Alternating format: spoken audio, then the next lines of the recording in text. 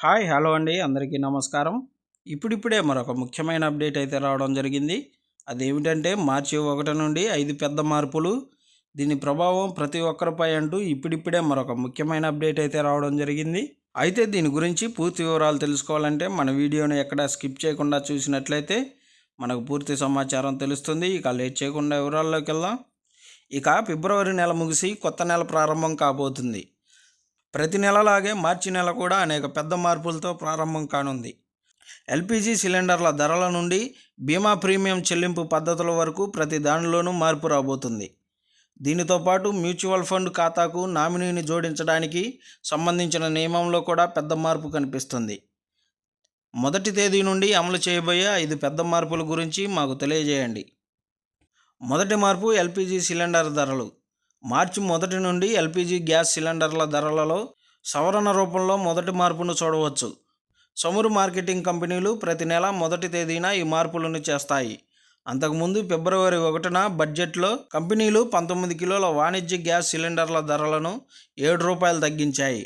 అయితే దేశంలో 14 కిలోల గృహ గ్యాస్ సిలిండర్ల ధరలు చాలా కాలంగా స్థిరంగా ఉన్నాయి మరియు వచ్చే నెలలో ఉపశమనం లభించే అవకాశం ఉంది.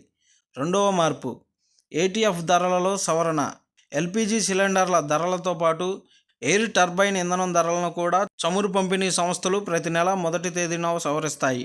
అటువంటి పరిస్థితుల్లో విమాన ఇంధన ధరలలో మార్పులను మార్చి 1, 2025ను కూడా చూడవచ్చు.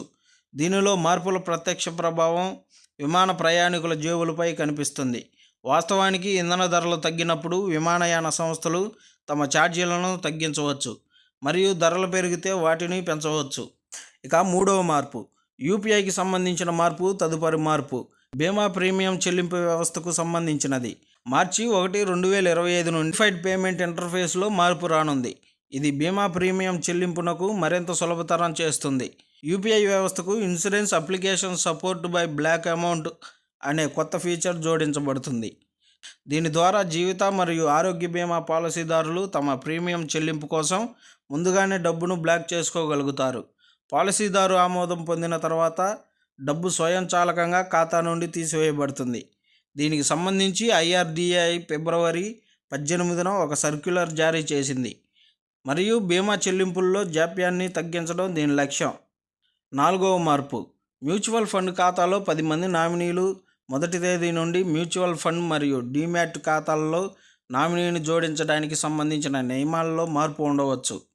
దీని కింద ఒక పెట్టుబడిదారుడు డీమ్యాట్ లేదా మ్యూచువల్ ఫండ్ పోలియోలో గరిష్టంగా 10 మంది నామినీలను జోడించవచ్చు.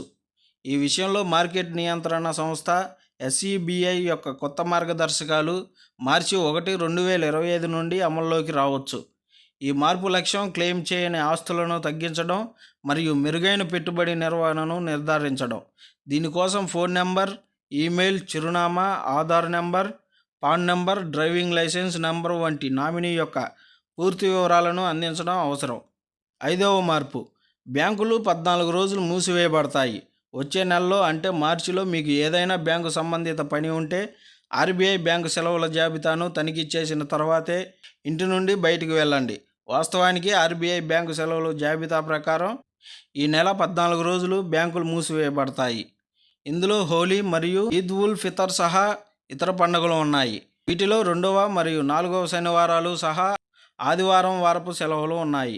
అయితే బ్యాంకు సెలవులు ఉన్నప్పటికీ మీరు ఆన్లైన్ బ్యాంకింగ్ మరియు ఏటీఎం ద్వారా డబ్బు లావాదేవీలు చేయవచ్చు లేదా ఇతర బ్యాంకింగ్ పనులను పూర్తి చేయవచ్చు.